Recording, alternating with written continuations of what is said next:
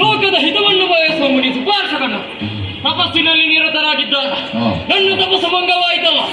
ಕಾರಣ ಏನೆಂದು ಧ್ಯಾನ ದೃಷ್ಟಿಯಿಂದ ನೋಡಿದರೆ ತಿಳಿದೆ ವಿಧಿಸಿದೆ ಆದಂತಹ ಮಾಲಿನಿಯು ಯೋಗ್ಯ ಮಿತ್ರನನ್ನು ಪಡೆಯಬೇಕೆಂಬ ಆಸೆಯಿಂದ ಮಹಿಷಿ ರೂಪವನ್ನು ಅಂದು ತಪಸ್ಸನ್ನು ಆಚರಿಸುತ್ತಾ ಇದ್ದಾಳೆ. ಇವಳು ಮಾಡಿದ ಕೃತ್ಯ ಹೇಗಾಯ್ತು ಮತ್ತೆ?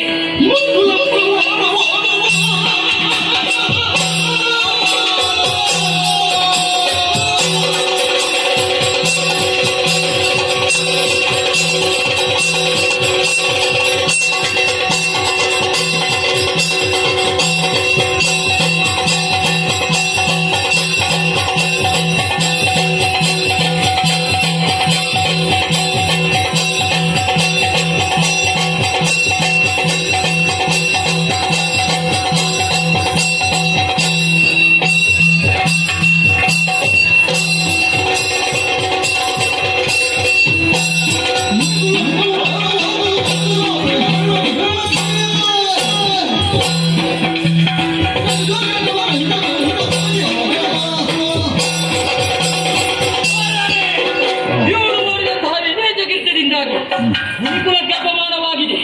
ಹಾಗಾಗಿ ಇವಳನ್ನು ಸುಮ್ಮನೆ ಬಿಡುವುದು ಸರಿಯಲ್ಲ. ಮಹಿಷಿ ರೂಪವನ್ನು ಒಂದು ತಪಸ್ಸನ್ನು ಆಚರಿಸಲಿಕ್ಕೆ ಅವತಾರದಲ್ಲಿ ಜನಿಸಲಿ. ನನ್ನ ಈ ಶಾಪಕ್ಕೆ 3 ಮೂರ್ತಿಗಳಿಂದಲೂ ಪರಿಮಾರ್ಜನೆ ಸಿದ್ಧತೆ ಹೋಗಲಿ. ಇದು ಮುನಿ ಸುಭಾಷಕನ ಶಾಪ. ಇನ್ನು ನನಗೆ ತಪಸ್ಸಿಗೆ ಯೋಗ್ಯವಾದ ಸ್ಥಳವಲ್ಲವಿದು. ಸೂಕ್ತವಾದಂತಹ ತಪೋಭೂಮಿಯನ್ನು ಅರಸುತ್ತಾ ಮುನ್ನಡೆಯುತ್ತೇನೆ.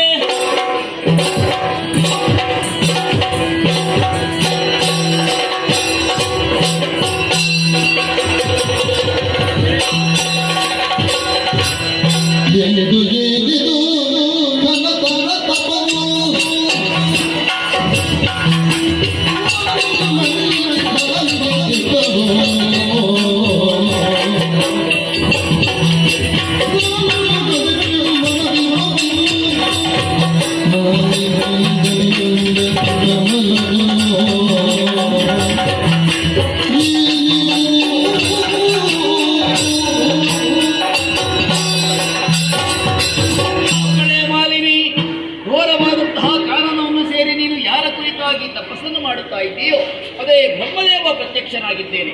ತಪಸ್ಸನ್ನು ಬಿಟ್ಟು ಏನು ಬರಬೇಕು ಕೇಳಿಕೋ.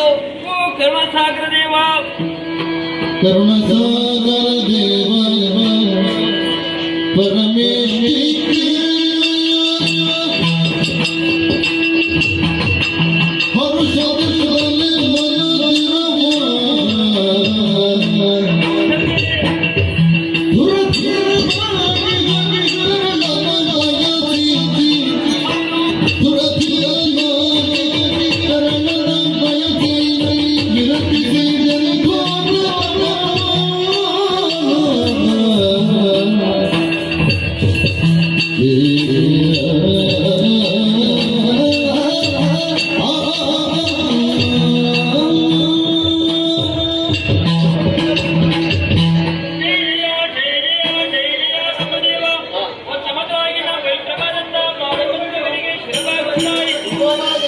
ನನ್ನ ಜೀವನವೇ ಸಾರ್ಥಕವಾಯಿತು ಎಂದು ಭಾವಿಸಿಕೊಂಡಿದ್ದೆ. ಅದೆಷ್ಟೋ ಕಾರಣವಾಗಿ ನಿನ್ನ ಕುರಿತು ತಪಸ್ಸನ್ನು ಮಾಡುತ್ತಾ ಇದ್ದೆ. ನನ್ನ ತಪಸ್ಸಿಗೆ ಮಿಕ್ಕಿ ಪ್ರತ್ಯಕ್ಷನಾದೇ ಇದು ನನ್ನ ಭಾಗ್ಯ. ಈ ರೀತಿಯಾಗಿ ತಪಸ್ಸನ್ನು ಮಾಡಲಿಕ್ಕೆ ಬಲವಾದ ಕಾರಣ ಏನದು? ನಮ್ಮನ್ನು ಅರ್ಚನೆ ಮಾಡಬೇಕೆಂಬಂತಹ ಉದ್ದೇಶದಿಂದಾಗಿ ಕಾಡನ್ನು ಸೇರಿಕೊಂಡಿದ್ದೆ. ನಿನ್ನಲ್ಲಿ ಬೇರೆ ಯಾವುದನ್ನು ಕೇಳುವುದಿಲ್ಲ. ನಮ್ಮ ಅಸುರ ಕುಲ ಉದ್ಧಾರ ಆಗಬೇಕು. ಆ ದೃಷ್ಟಿಯಿಂದಾಗಿ ತಪಸ್ಸನ್ನು ಮಾಡುತ್ತಾ ಇದ್ದೇವೆ. ತಂದೆ, ನಾನು ಮದುವೆಯಾದ ಬಳಿಕ ನನ್ನ ಮುದದಲ್ಲಿ ವೀರ ಧೀರತ ಕುಮಾರನನ್ನು ಪಡೆಬಂದು ಹೊರಬಂಡನ್ನು ಬೇಸಬೇಕು. ನೀನು ನಿನ್ನ ಇಚ್ಛೆಯಂತೆ ಆಗಲಿ ತಂದೆ. ಆದ್ರೆ ಹುಟ್ಟುವ ಮಗ ಮಾತ್ರ ಕೋಣನಾಗಿ ಹೋಗುದು. ಅಯ್ಯೋ ಶಿವನೇ, ತಂದೆ ತಂದೆ, ನನ್ನ ಪಾಲಿಗೆ ಮುಳಿದೆಯೇ ತಂದೆ. ಏನಾಯಿತು? ಯಾಕೆ ಹಾಗೆ ಮಾಡಿದೆ? ಅದೆಷ್ಟೋ ಕಾರಣವಾಗಿ ನಿನ್ನ ತಪಸ್ಸು ಮಾಡಿದೆ. ಆ ದಿವಸದಾಗಿ ನನ್ನ ಪುಟ್ಟನೇ ಕರೆದುಕೊಂಡೆ. ನೀನು ಕೊಟ್ಟದಾದ್ರೆ ಏನು? ನನ್ನ ಪಾಲಿಗೆ ಶಾಪವನ್ನೇ ಇದ್ದೀಯಲ್ಲ. ಕೋಣ ರೂಪದ ಮಗನು ಎತ್ತಿ ಮುದ್ದಿಸ್ತಾದ್ರೆ ಹೇಗೆ? ಹೊತ್ತಿಗೆ ಸರಿಯಾಗಿ ಆಹಾರವನ್ನು ಕೊಟ್ಟು ತೊಟ್ಟಿಗೆ ಮಳೆಗೆತ್ತಿ ಜೋಗ್ರವನ್ನು ಆಡುವುದಾದ್ರೂ ಎಂದು ಈ ಕೆಟ್ಟ ವಾರ್ತೆಯನ್ನು ಮಾತಿಗೆ ತಿಳಿಸುವುದಕ್ಕೆ ಸಾಧ್ಯವಿದೆ. ಅಮ್ಮನ ಕಣ್ಣೀರನ್ನು ಹರಿಸಿಕೊಂಡು ಬಂದಿದ್ದೇನೆ. ಈ ಸುಟ್ಟ ಮುಖವನ್ನು ಹೊತ್ತುಕೊಂಡು ಅರಮನೆಗೆ ಹೋಗುವಂತಿಲ್ಲ. ನಾನು ನಿರ್ಧಾರಕ್ಕೆ ಬಂದಿದ್ದೇನೆ. ನಿನ್ನ ಪಾದ ನನ್ನ ಪ್ರಾಣ ತ್ಯಾಗವೇ. ಮರುಗದಿರು ಮರುಗದಿರು ಮಾಲಿನಿಯೇ ಮುನಿವರ ಮರಳವದರಿಯದು ತರಳ ಮಹಿ ಜನಿಸಿದರು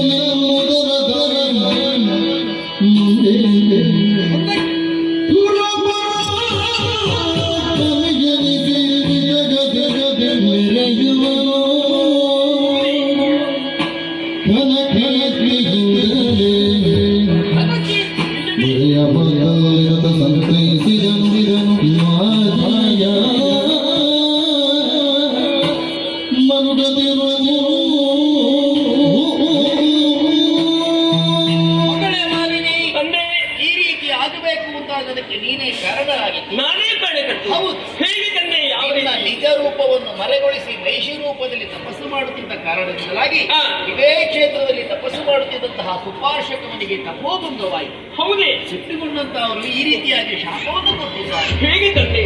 ನಿನ್ನ ಉದರದಲ್ಲಿ ಹುಟ್ಟುವಂತಹ ಮಗ ಮಹಿಷನಾಗಲಿ. ಋಷಿ ಶಾಪ ಯಾವತ್ತಾದ್ರೂ ಹುಸಿಯಾಗುವುದಕ್ಕೆ ಪುಣ್ಯ ಶಾಪವೇ ಇದು. ಹೌದು. ನಿನ್ನ ಮಾತನ್ನು ಕೇಳುವಾಗ ನಗು ಬರುತ್ತಾ ಇದೆ. ಯಾಕೆ? ಮೂರು ಮೂರ್ತಿಗಳಲ್ಲಿ ನೀನೊಬ್ಬನು ತಾನೆ. ಸೃಷ್ಟಿಗೆ ಅಧಿಪತಿಯಾದಂತಹ ಬ್ರಹ್ಮ ಪ್ರತಿಯೊಂದು ಜೀವರಾಶಿಯನ್ನು ಸೃಷ್ಟಿಸುವಂತಹ ಹೊಣೆಗಾರಿಕೆ ಇದ್ದವನೇನಾಗಿ ಸರಿ. ಕೇವಲ ಮುಡಿಪು ಕೊಟ್ಟಂತಹ ಶಾಪವನ್ನು ಪಾಲಿಗೆ ತಟ್ಟುವುದಕ್ಕೆ ಸಾಧ್ಯವಿದೆ. ಆ ಶಾಪವನ್ನು ಸುಳ್ಳಾಗಿಸಿ ನನ್ನನ್ನು ಉತ್ತರಿಸಬೇಕು. ಮಾಲಿನಿ, ನೀ ಆಡಿದ ಮಾತು ಹೌದು. ಹಾ. ಋಷಿ ಶಾಪವನ್ನು ಎಂತಾದ್ರೂ ನಮಗೆ ಬಗೆಹರಿಸಬಹುದೇನೋ, ಹಾ. ಆದ್ರೂ ಕೂಡ ಈ ಕಾಲಕ್ಕೆ ಮೂರು ಮೂರ್ತಿಗಳಿಂದಲೂ ಪರಿಹಾರ ಸಿಗದೆ ಹೋಗಿ ಅಂತ ಮರುಶಾಪ ಕೊಟ್ಟಿದ್ದಾರೆ. ತಂದೆ ಇಷ್ಟೆಲ್ಲ ಕಷ್ಟಪಟ್ಟು ಇಷ್ಟೆಲ್ಲ ಪ್ರಯತ್ನ ಪಟ್ಟು ಎಲ್ಲ ವ್ಯರ್ಥವಾಗಿ ಹೋಯ್ತಲ್ಲ. ಆದ್ರೂ ಮರುಗದಿ ನಿನ್ನ ಹೊಟ್ಟೆಯಲ್ಲಿ ಹುಟ್ಟುವಂತಹ ಮಗನು ಕೋಣನಾದ್ರೂ ಹಾ. ಜಹಣನಾಗುತ್ತಾನೆ. ಹೌದೇ? ಮೂರು ಲೋಕವನ್ನು ಗೆಲ್ಲುವಂತಹ ಧೀರನಾಗುತ್ತಾನೆ. ಹಾ. ಧುರ ವಿಕ್ರಮಿಯಾಗಿ ಮೆರೆಯುತ್ತಾನೆ. ಹಾ. ನಿನಗೆ ಶುಭವಾಗಲಿ. ನೀವು